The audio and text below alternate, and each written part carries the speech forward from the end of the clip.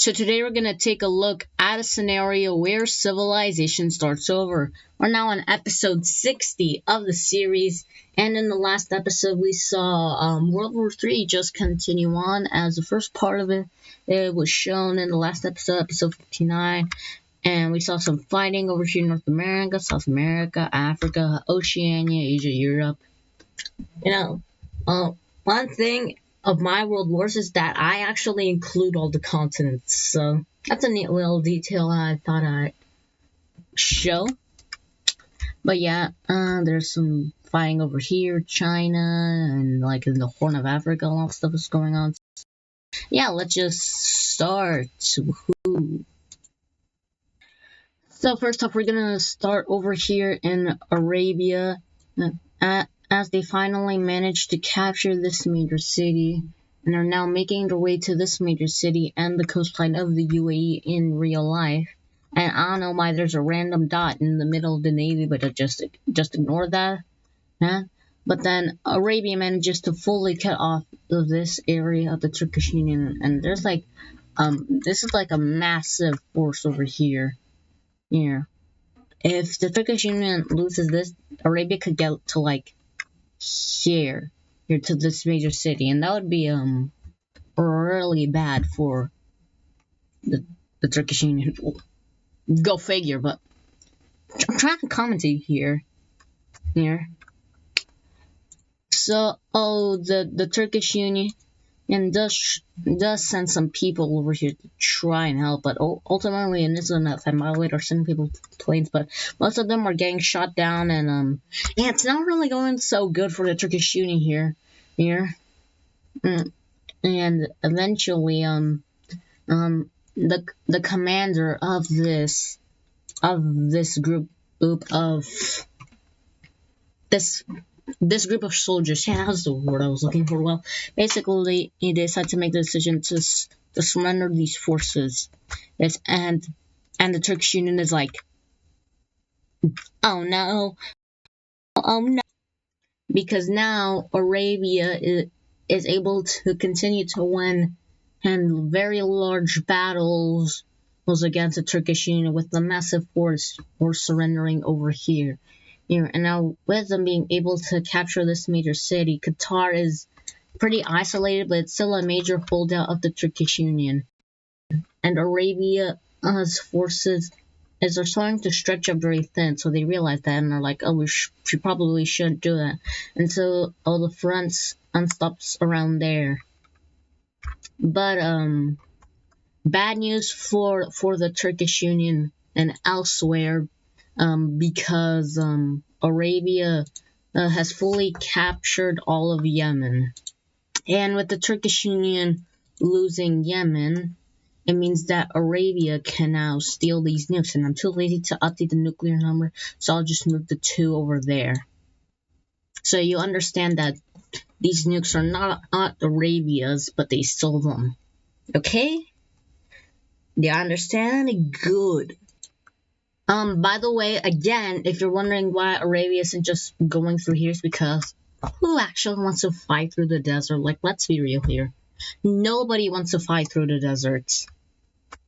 But something Arabia will do is fight through the other Yemeni territory that the Turkish Union has. So this basically leads to an intense battle in this city that's going to continue on. But now Arabia reaching in the Red Sea. But at least the Turkish Union has this area to connect up here. Hopefully it doesn't go wrong over here. Well, it's not looking so good for the Turkish Union as oh my god, as Ethiopia managed to get a pretty swaggy counter-offensive over here. I'm never saying the word swaggy ever again. I just said it.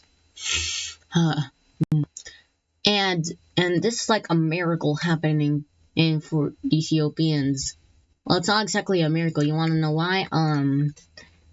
There may have been some shady stuff going on, some threats, ultimatums, annihilation, and threats, which kind of made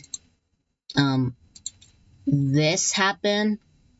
So now Uganda is in the square alliance, but not to the fault of their own, because they're kind of saying, hey, join us or we'll nuke you. And of course, Uganda did not want to get nuked. So with the new supply line through here, the Tanzanians are able to push back the Somalians into their border and even recapture this major city. But it's still not looking so good in Kenya. You wanna know why? You seriously wanna know why, bro? Well, it's because Somalia is focusing in a lot more of their forces is over here in Kenya, because Kenya has all the nukes.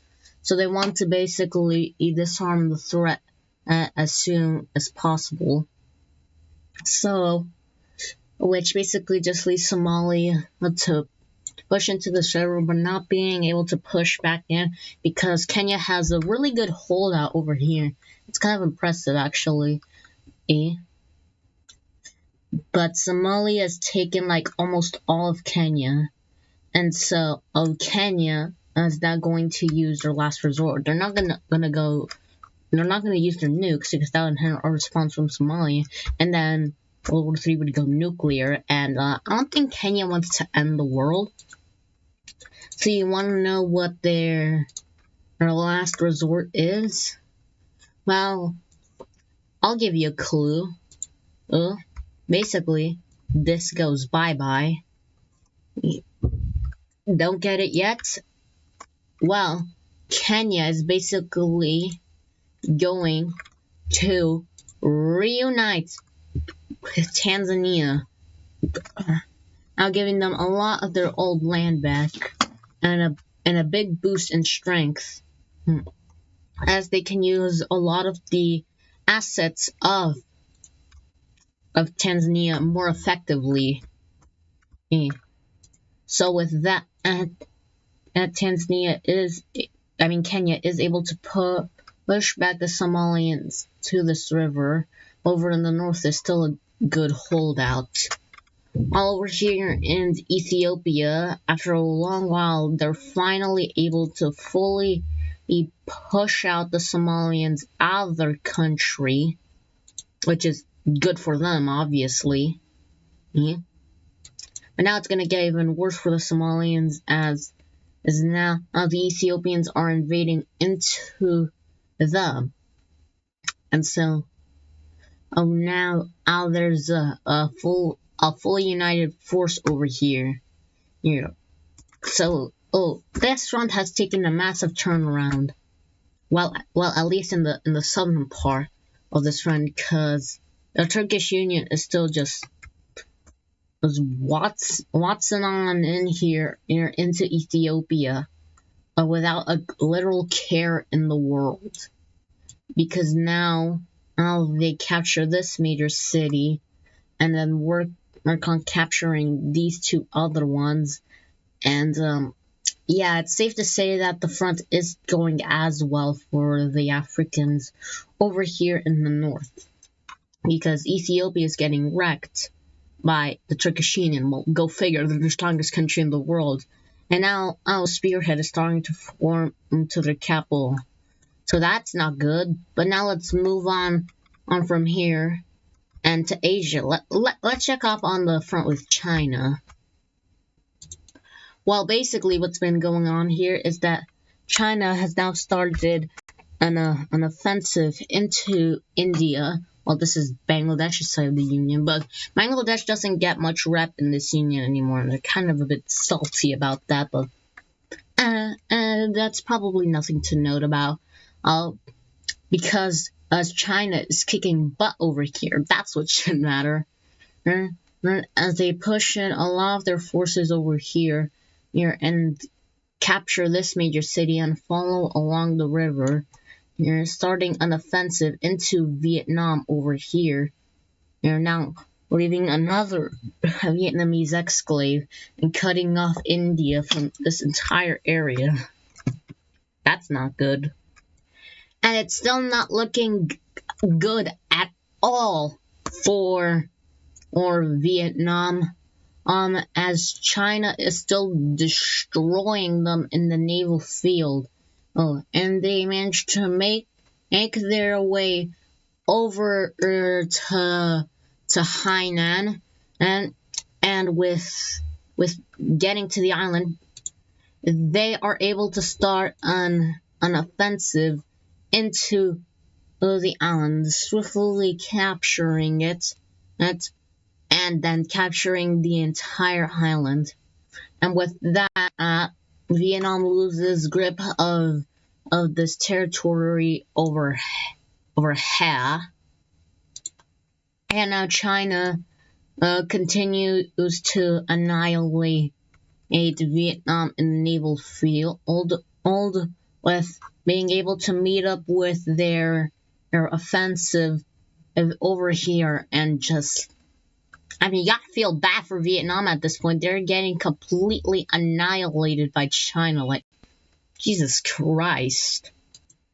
But moving away from the annihilation of Vietnam, we move over to Korea, as they're having a lot of success against the Manchurians. I almost said the Japanese, but the Japanese aren't even in this war.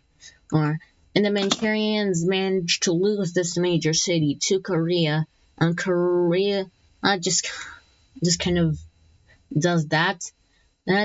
And now Manchuria's like, how the heck is Korea so strong?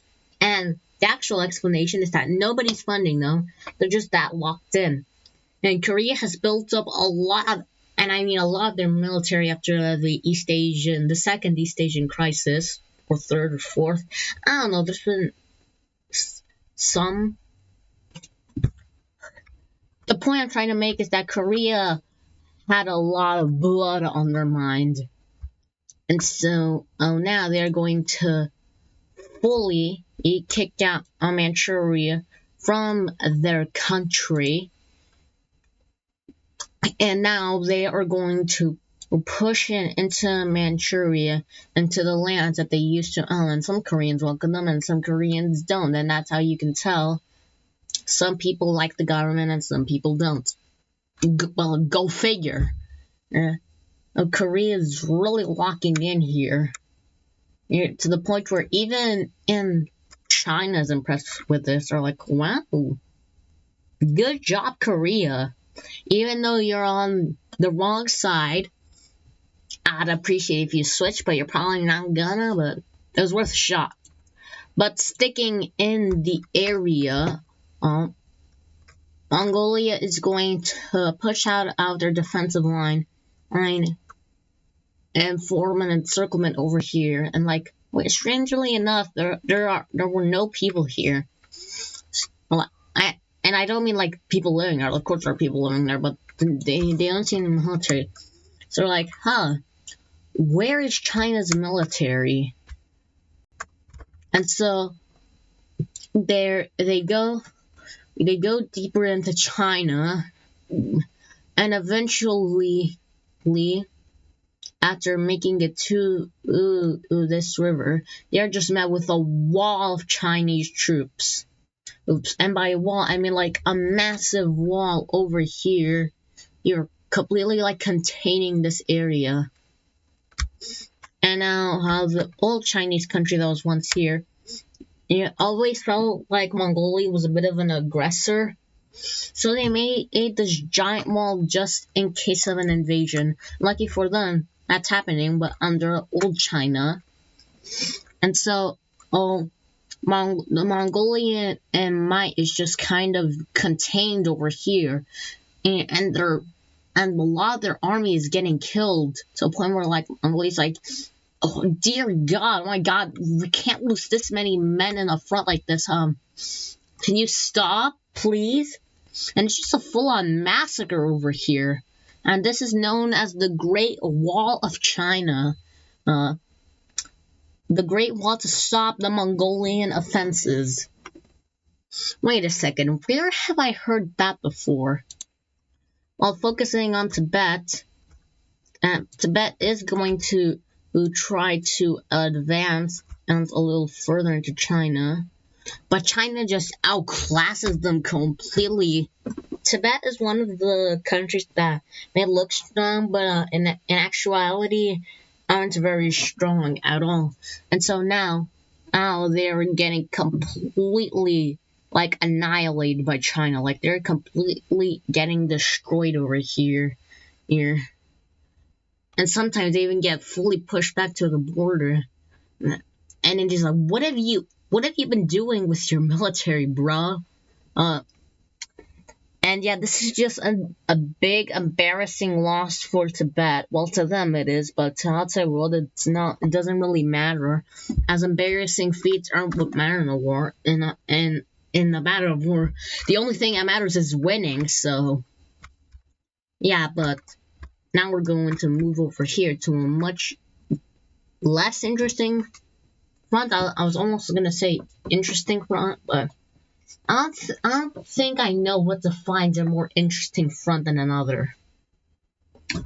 And well, that's a question for another day, because now it's time to talk about this front today.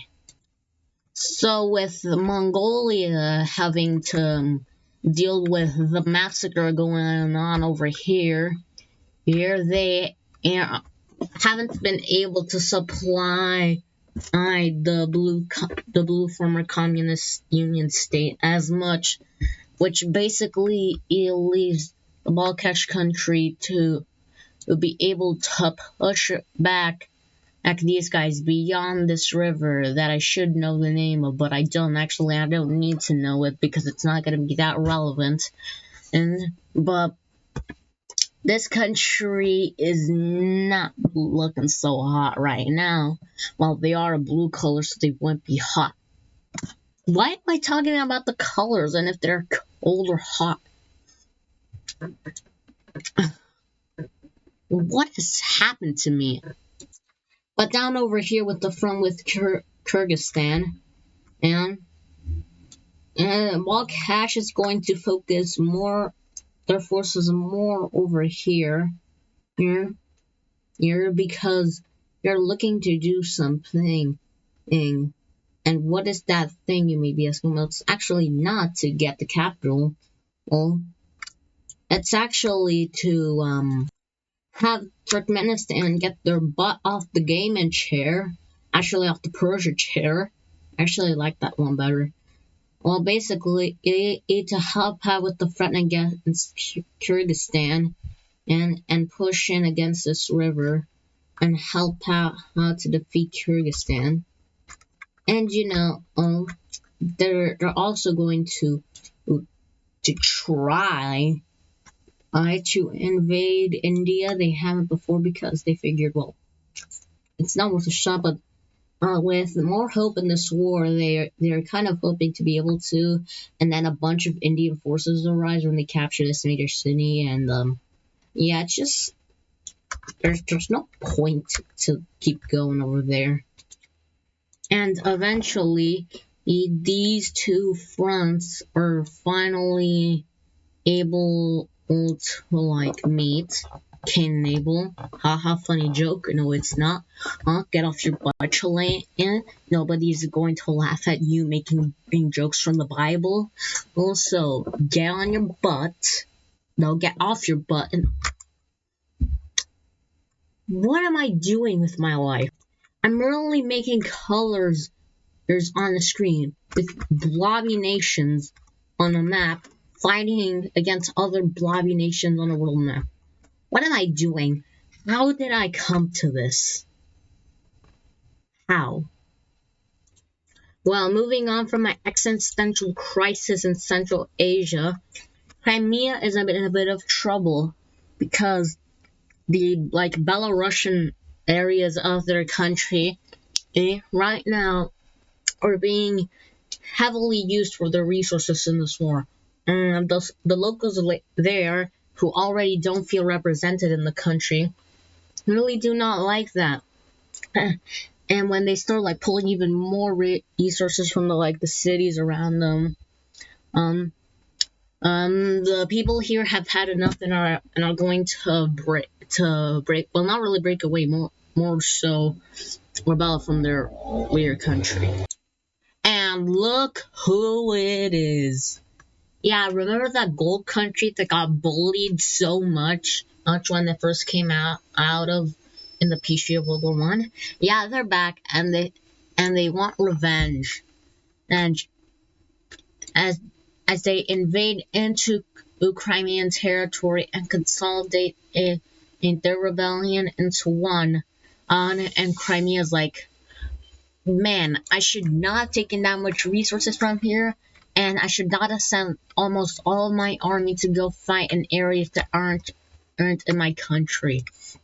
Basically, what I'm saying is that this rebellion is getting a lot of support from the people here, and Crimea can barely do anything about it because they sent most of their army to fight elsewhere in the war, which kind of left this area to be able to rise up, and Crimea did not see that coming, although they should have saw that coming, but they did for some reason. And now the entire western portion of their country is cut off. I don't know why it took me so long to say that.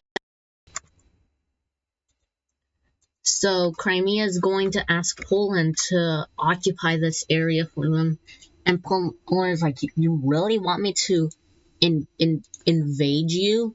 Yeah. Just help me with the rebellion, okay?" So Poland agrees and occupies this area.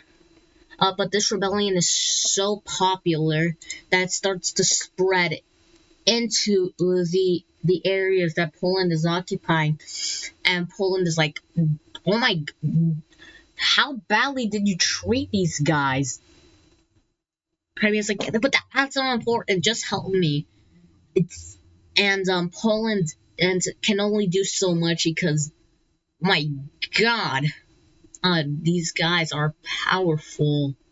And at this point, Poland is like, you know what? You can have your independence, dude. I'm out of here. And Belarus respects Poland's decision, and Crimea's like, dude, I'm in dire help, and you're abandoning me? Hey, we don't want a true front war, will we? That happened to us in another world.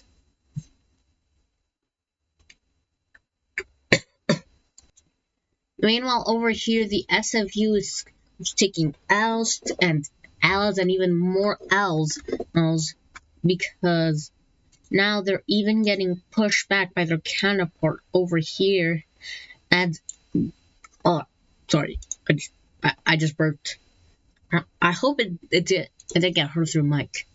Anyway, is back to what I was saying. Even friggin' Valencia is able to push back the SFU to their border, and the SFU is like, what is happening right now? How am I getting pushed back by these fools? And yeah, it's looking even worse for the SFU as Valencia is now pushing into them from the coast and almost meeting up with the NFU fully over here. And I'm gonna pause the recording because I need to sneeze. And with even more logistical failures from the side of the SFU, this area fully falls over to the NFU and Valencia, and slowly after that, this one falls over too.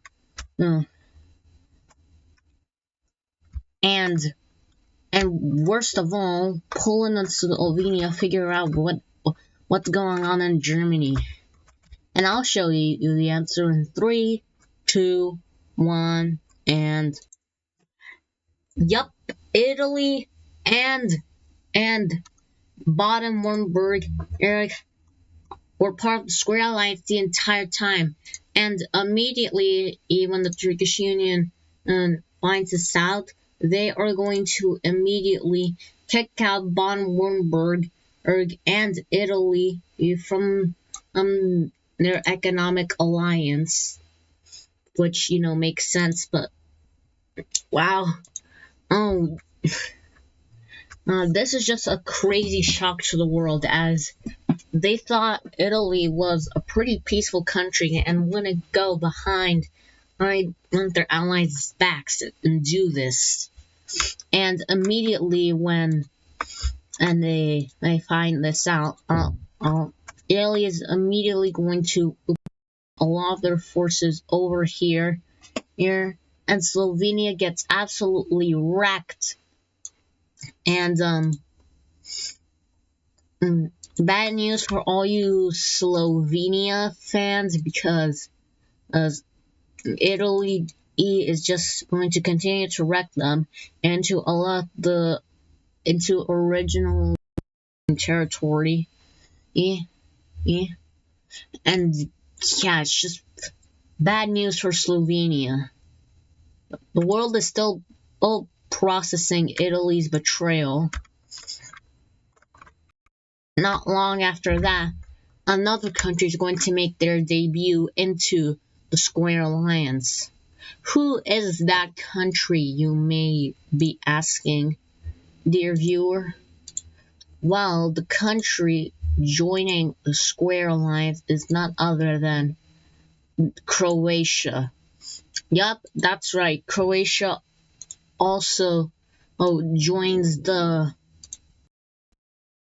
Square Alliance, and now Croatia is going to bolster a lot of their forces is over here, who have been waiting to do this for a very, very, very long time. And it's only a matter of time before Slovenia falls. And with Croatia joining the war, we're also going to invade into the Turkish Union, knowing that they have too many fronts to deal with, and they push along this front, and now push into the car, really into Transylvania, and yeah, the Turkish Union's kind of cooked over here in the Balkan front, and because when Croatia does that with the entire support of this guy, and that guy, Turkish Union is kind of starting to freak out, because if they lose Poland or Crimea, things could turn bad. Now, Madagascar, what has changed over here? Yeah, that's about what I expected. Now let's move on to Oceania. What has changed? Yeah, that's what I thought about. Let's move over to South America. Let's see if something interesting happened here. And oh wow, something interesting has happened here. Basically, why is this here? Basically, Suriname's capital has fallen, and shortly after that, the country fully capitulated. They never surrender. Well, because the leader of this country, dictator, didn't really let them surrender. So it's kind of just a pain in the buttocks. With Ecuador pushing back the Colombians over here, decided to completely pull out of the river offensive and actually start to do an offensive over here, and they're starting to get eerily close to the capital. And the good news for Colombia, as a general really locked in and managed to reach this major city. The other one is in tight grip of the Ecuadorians, but they still managed to push the Ecuadorians back to this major city. I mean, this river. So yeah, some things are actually looking good over here in South America for the 3-point stars. Now, moving on over here to the big boy front. After a while of fighting over here, Alaska finally manages to consolidate their front over here. But it came at a cost, as now Mexico the USM is pushing back Alaska heavily over here in this front. And And so Alaska is still is in a bit of trouble. So they're gonna call on a few quote unquote pals to help them out. Like they got Nunavut, but what is Nunavut really gonna do? They're actually gonna call on some useful allies. So Alaska is going to call on Chicago and New York / DC to help them out in this war. And immediately the USM is like, shh. And immediately these two countries make some difference. And so, as Chicago, actually, I'm going to call this country Illinois. Illinois only pushes into the USM easily, as they weren't expecting this, since they thought they were chill with these guys, but apparently not. And eventually, the Chicagoans, if that's even how people from Chicago are called, well, managed to capture this major city, and they're now starting to follow along the Mississippi River. And the USN does not want that to happen, because if they manage to cut off the eastern portion of their country completely, then that will lead to bad stuff. Because now DC is able to capture this major city and our coast riding and the USN, as they capture this major city, and then now start to push them from over here to capture this major city, and things are not looking so good from the USM here. If only there was something they could do. Well, tough luck, USM, and as now, to focus on the other fronts they have to deal with, they're forced to pull out some of their troops over here, which leads to a pushback from Alaska over here. We're pushing them back to the border over here, and they managed to lose this major city, and yeah, things are slowly starting to fall apart for the USM. Now let's move back over to the main course, if you know what I mean. Over here, it's bad news for India, as the capital of Kyrgyzstan is captured after the country getting cut off completely in half, and even more Turkmeni forces having success over here in the western portion of their country, which is now cut off. The Kyrgyz leader decides that it's best for their people if they surrender this war to not cause any more destruction for the people of this country. And with Kyrgyzstan getting and Balkash are now able to push in and heavily into India from here, and they are not slowing down. And this is one of the most impressive, invasions into a great power in history. Like, there'll probably be history about this solely. Okay, maybe that's a bit of an exaggeration, but the point is that they're having a lot of success over here. And they even managed to capture this major city, and now the Balkash country is deciding to follow along this river. And yeah, things are going very well now for one of the 3-point star alliance over here. But over where it matters most, it's not looking as good. Meanwhile, over here in Persia, India manages to take the Persian nuke out of Persia. I'm too lazy to change India's nuclear number, so I'll just put the one right there to show that Persia doesn't have that anymore. And why would they pull it out? Well, I mean, I think it's obvious.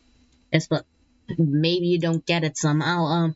Persia has been completely, I nearly said the wrong word, has completely fallen over to 3-point star forces, and now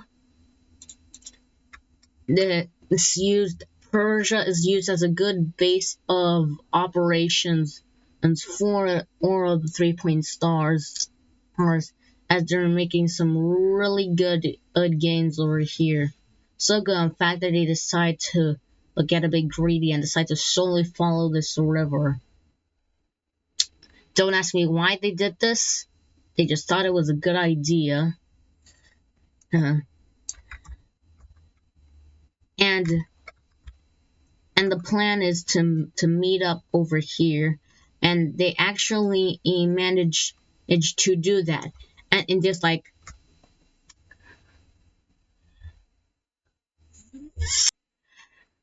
and eventually this area is fully occupied by 3-point star forces, and so now these shields called Kyrgyzstan and Persia have fallen over, and India is pooping their pants right now, but at least they're in peace because of the things going on over here. As major naval victories are going on over here as the Indian Navy is kicking butt over here in the Persian Gulf. And eventually, with Arabian and help, Qatar is fully isolated from the Turkish Union, and now Qatar is now going to fall over to the hands of Arabia. And now the Turkish Union is deciding to pull out their most farther nukes and put them all into this area over here, like where Lebanon is and the Levant and stuff, and Jordan. Like specifically this area right here, they're putting most of their nuclear stuff over here. Like a lot of it. Like there's still some here and about over here. But they pulled out basically all of their nuclear stuff at the southern part, so Arabia couldn't steal it, since one of these could very well be a Tsar Bomba equivalent. Like, I'm not saying that they do have one, but they maybe could have one.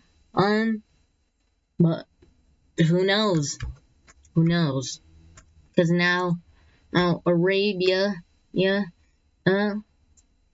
with help from India, are going to continue to move up over here to Turkish Union, and they managed to fully capture Kuwait, and they enter into fertile Mesopotamian lands, as now India pushes in and cuts off the Turkish Union's access to the Persian Gulf, and this is a huge loss for the morale of the Turkish Union, as now their navy gets crushed over here with no support, and things are very back and forth over here.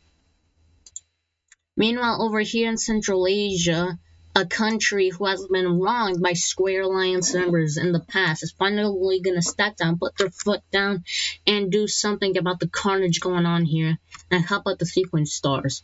Which country is that, you may be asking? Well, it's none other than Siberia. I mean, you definitely should have saw this coming. And immediately, Siberia is going to make a difference, with them invading the blue team's exclave over here.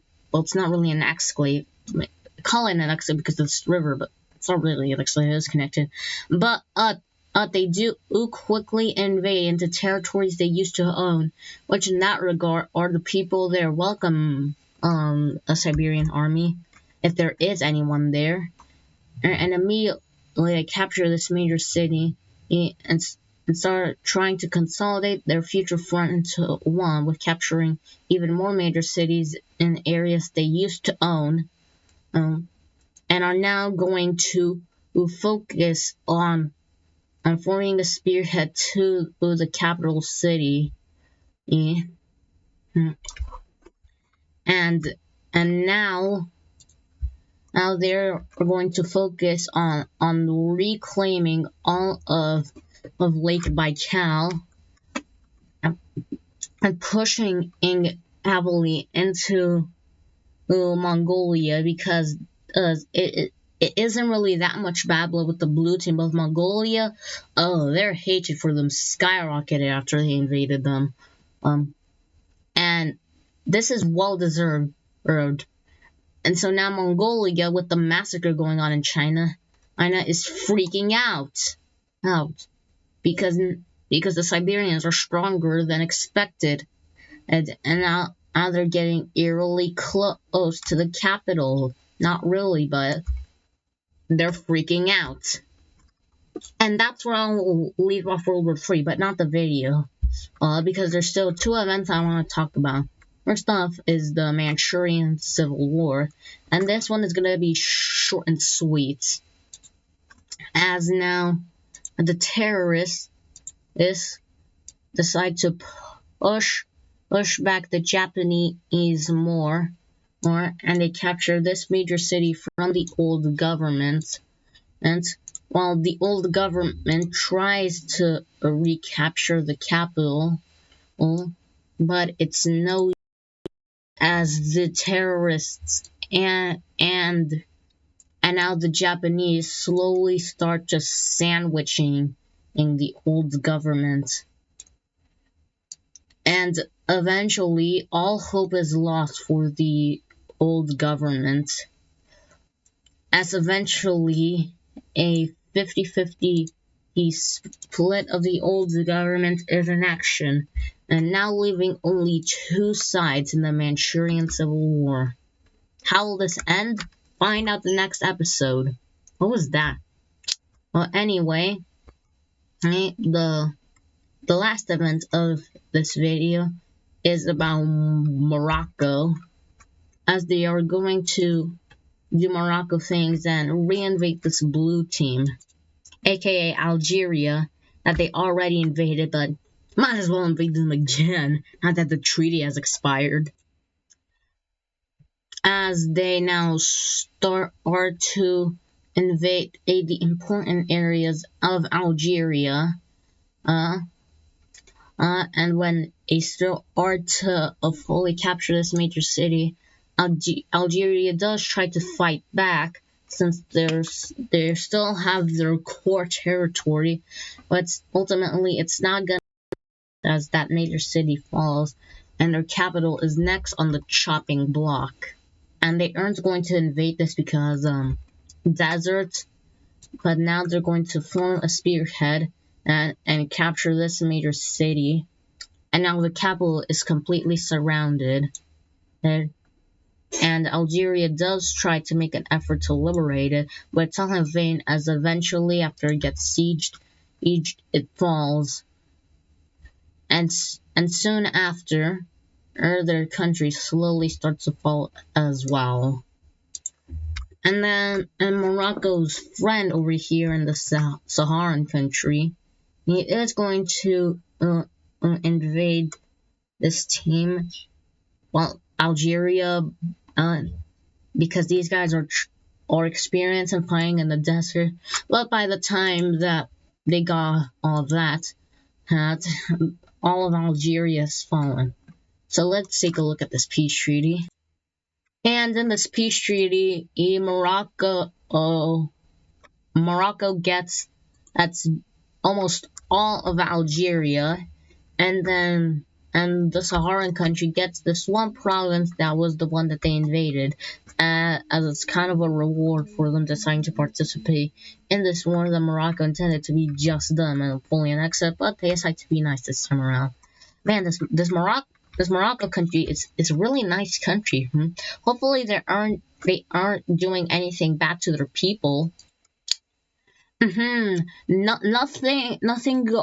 going on here, guys. I was just changing in the color of of some areas in this ethnicity map. No, oh, it's nothing to worry about, guys. I promise. Nothing nefarious is going on here. It's just some colors changing. It's nothing to worry about, guys. I promise. There is absolutely nothing to worry about. While we're here, let's change the color of the dark purple area.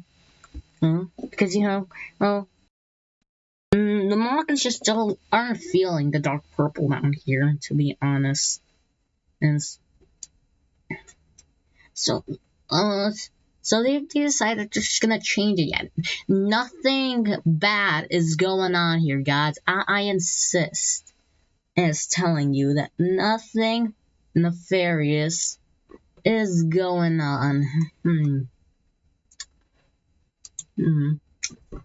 Oh, would you look at that? A religion app. So fascinating. The